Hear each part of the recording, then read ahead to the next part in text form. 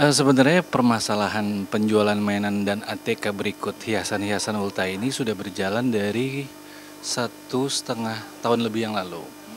Cuma memang aku nggak langsung memonitor karena ada rekan yang memang lebih paham dibanding diriku ya, yang dia mengerti tentang seluk-beluk pasar dan cara jualnya. Jadi ku lepas, eh, ini kolektif antara aku sama beliau. Jadi pada saat itu ada uang sekian, oh, bisa diputar ini. Akhirnya aku berikan ke beliau, akhirnya diputerin sama mereka. Cuman dikarenakan ada berbagai kondisi yang di luar kemampuan kita berdua, qadarullah sedikit demi sedikit terambil. Jadi misalkan memang nggak banyak, ya mungkin mainan-mainan anak di luar sana pasti paham. Paling cuannya kita atau profitnya kita hanya ratusan ribu, tapi seenggaknya alhamdulillah berputar. Jadi diambil sedikit demi sedikit. Akhirnya setelah aku berbicara sama beliau, eh, kalau dipaksakan kan juga nggak bagus. Akhirnya kita lepas dan memang kebetulan barang yang tersisa sekarang itu tersisa betul-betul jatahku semua. Gitu. Jadi kita ada kos buat nyewa ruko di daerah Rumpin, kita ada kos buat yang jaga mainan tersebut, seperti itu. Alasannya memilih untuk menjual mainan itu, atau mungkin ada tahu gitu buat belinya seperti apa sih alasannya, atau banyak lebih untung seperti apa Eh memilih jual mainan? Niatku dari awal memang kenapa mencoba bisnis permainan anak ini, pertama biar muter dulu. Permasalahan profit itu hak prerogatif Allah, seenggaknya biar uang ini berputar aja. Niatnya seperti itu. Tapi ternyata saat ini mungkin keberuntungan belum di pihakku ya. Jadi setelah aku berbicara sama beliau, yaudah kita lepas aja, kita coba nanti di lain waktu bila Allah murahkan rezekinya di bisnis yang lain. Tapi sebelumnya ini baru pertama kali. Bisnis mainan ATK iya pertama kali. Nah ini kan bisa juga kan sebelumnya kan juga ada ini kan yang kayak buat kebutuhan dan segala macam, dalam arti yang sangat emergency Ya. gitu kan. Saya sendiri menanggapi seperti apa sih? Eh, Kesempatan harus kan itu banyak juga tuh sebenarnya. Memang ku kalah kalah kalah dalam nominal ya, yang dimana mungkin pada saat ini dan sesuai dengan angka yang memang ada sesuai data, pendapatan yang bisa ku dapat memang nggak sebesar pengeluaran yang dialokasikan memang untuk pengobatan. Jadi ketika ku coba yang A nggak berhasil, ku coba yang B, tetap ku berputar di situ-situ aja sih. Karena kan selain jual mainan ini, ku juga jual minyak goreng, tapi untuk komoditi-komoditi besar. Ku join sama Maha Group, ada kantornya di Cibubur. Eh, Komoditi yang dimana perharinya 1.700 karton, kayak gitu. Syuting gimana? Kalau syuting sebenarnya alhamdulillah ada tawaran, cuman dikarenakan memang kunya nggak bisa intens dalam suatu pekerjaan yang dimana jam kerjanya lebih dari 12 jam, dikarenakan hal itu makanya aku nggak ambil tawaran dalam sinetron dan sebagainya. Tapi kalau iklan kontraknya cuma sehari 2 hari, mungkin itu masih bisa. Mas ini kebanyakan sebut kalau misalkan Mas Aji selalu unggah, maksudnya dalam arti unggah dari tentang apa ekonomi yang mungkin Mm. sangat lagi ini banget Mm. dan segala macam Mm. itu gimana sih Mas? Menanggapi itu? Kadang ada yang mohon maaf Mas kayak Mas Aji juga kesenian dan segala macam di sosial media. Sebenarnya niatku perihal upload ini adalah biar menjadi jejak digital yang dimana nantinya kelak insya Allah anak-anakku besar nanti dia bisa melihat secara langsung, insya Allah Allahu a'lam bishawab, YouTube masih ada atau enggak, nanti sosial media Instagram Facebook masih ada atau enggak, dia bisa melihat, oh ternyata papa mamaku luar biasa dalam memproses setiap hal demi hal gitu. Niatku sebenarnya ke situ. Tapi kalau misalkan ada asumsi dan persepsi lain di netizen yang titik fokusnya sedikit bergeser, aku nggak bisa menyalahkan juga sih. Tapi ya itulah aku, kelemahanku sekarang memang dalam perekonomian, finance. Dan ku yakin siapapun di luar sana nggak akan ada yang mau dalam posisi ini sebenarnya.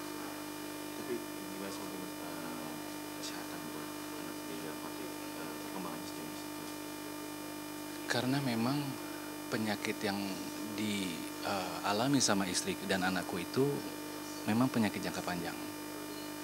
Kalau ada netizen di luar sana, saudara-saudariku, pasti lebih paham kalau seseorang didiagnosa hipertensi akut seperti apa.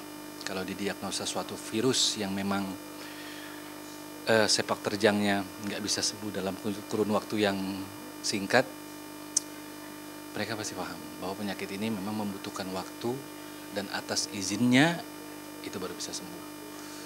Jadi memang proses ini panjang, long term, bukan penyakit yang short term, semisal batuk, pilek, demam dan sebagainya itu kan bisa langsung sembuh karena memang ini penyakitnya penyakit long term. Tapi positifnya adalah Mas Adi selalu berjuang untuk keluarga apapun itu. Nah, ya itu dari dulu sempat ada yang ramai bulan apa dan terus sekarang ini tuh seperti apa sih mungkin Mas perjuangan Mas Adi ini mungkin banyak juga netizen yang kayak misalnya yang ngambil segala macam. Udah jadi tanggung jawab ya. Yang namanya seorang ayah, seorang leader, laki-laki, mengepalai sebuah rumah tangga, harus siap menyelesaikan sesuatu permasalahan apapun itu sampai di nafas terakhirnya. Ada rasa tiba-tiba seorang selebriti terus terjun ke seperti ini, rasa malunya seperti apa? Kadang-kadang bisa melakukan lepas itu dari nggak gampang gitu maksudnya. Munafik sekali kalau misalkan gue bilang, aku udah nggak ada malu, udah nggak ada gengsi. Malu tuh pasti selalu ada karena aku manusia. Gengsi pun masih ada, cuma ada yang lebih berharga dibanding gengsiku. Ada yang lebih berharga dibanding siapa aku dulunya. Ada yang lebih berharga dari rasa malu. Mereka lebih berharga, mereka semua ada di atas itu. Untuk kedepannya nih ada nggak maksudnya ini mau jangka panjang terus gimana atau memang ada kepikiran lain mau syuting aja lah gitu? Seperti apa maksudnya lebih tough lagi untuk kembali ke dunia actingnya Mas Adi lagi? Apapun yang Allah kasih, aku pasti harus ngikutin ketentuan dari Allah.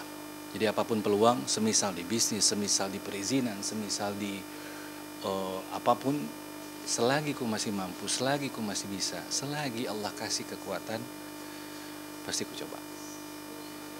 Syuting ada tawaran juga? Kemarin ada, cuman karena memang ku nggak bisa mengambil suatu pekerjaan secara intens yang durable time-nya tuh 12 jam. Oh iya.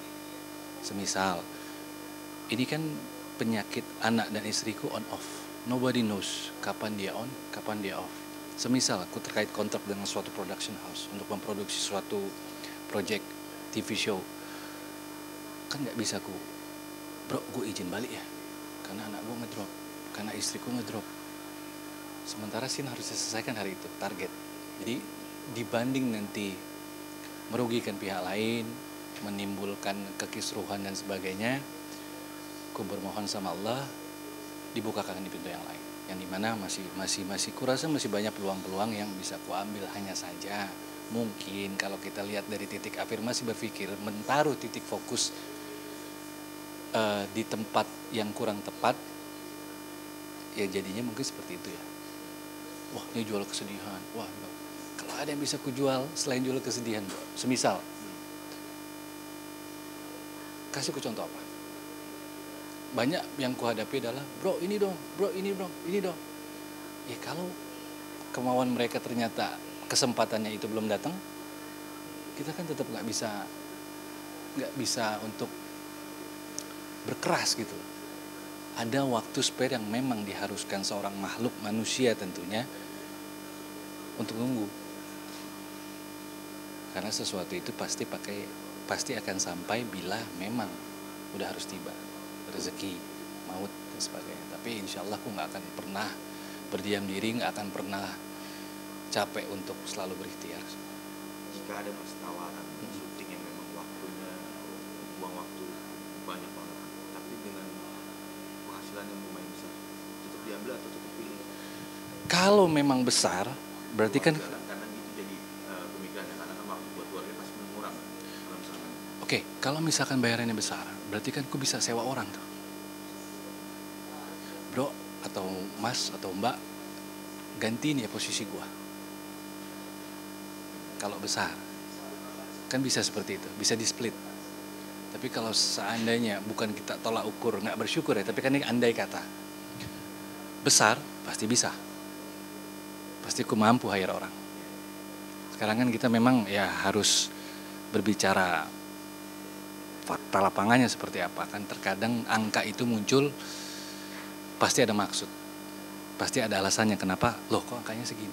Tapi bila mana di kemudian hari ada orang yang mempunyai rasa empati dan hati yang besar, diberikan lebih, why not? Jamin.